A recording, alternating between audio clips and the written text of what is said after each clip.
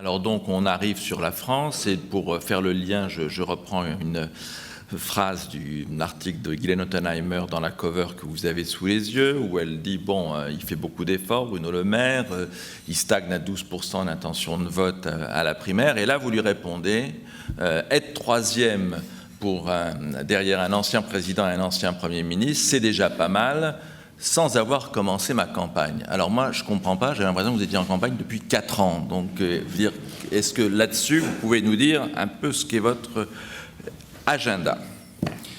Je ne suis pas en campagne depuis 4 ans. Je suis en chemin vers le champ de bataille depuis 4 ans. C'est très différent. Être en chemin, ça veut dire circuler partout en France, aller dans chaque région, dans chaque département, dans chaque circonscription, dans chaque canton, arpenter, sillonner 2, 3, 4 fois par semaine le pays.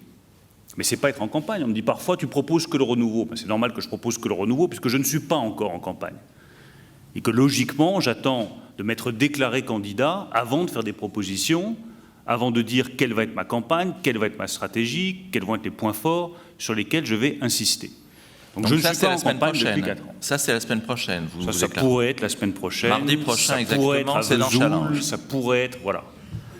Enfin, comme je le dis souvent, il n'y a pas un suspense insoutenable autour de cette éventuelle déclaration. Mais qu'est-ce que ça change après? Ça change beaucoup de choses. D'abord, ça vous change, vous, personnellement. Quand vous aimez quelqu'un, tant que vous ne lui avez pas dit, eh bien, vous ne lui avez pas dit.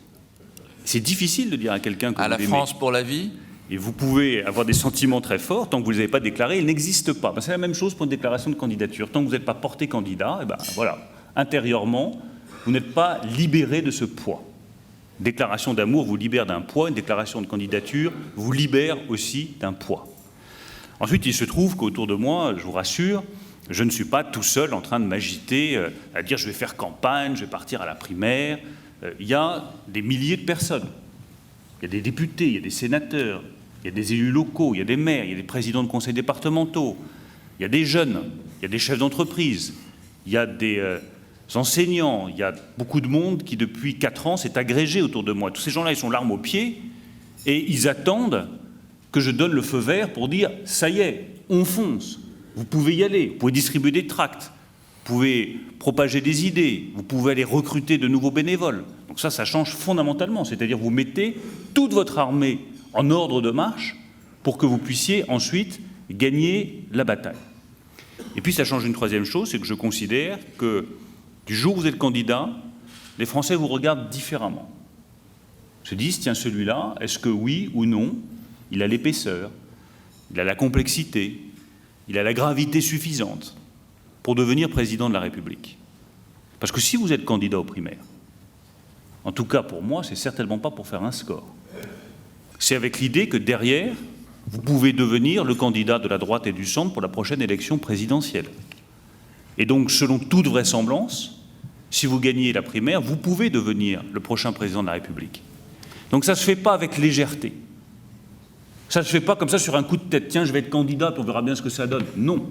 Pour moi, la candidature, contrairement à d'autres, c'est un point d'aboutissement. C'est quand vous vous sentez prêt. C'est quand vous savez que vous avez quelque chose à apporter aux Français. À ce moment-là, vous pouvez dire que vous êtes candidat en vous disant que vous pouvez gagner cette primaire et vous pouvez être le prochain président de la République.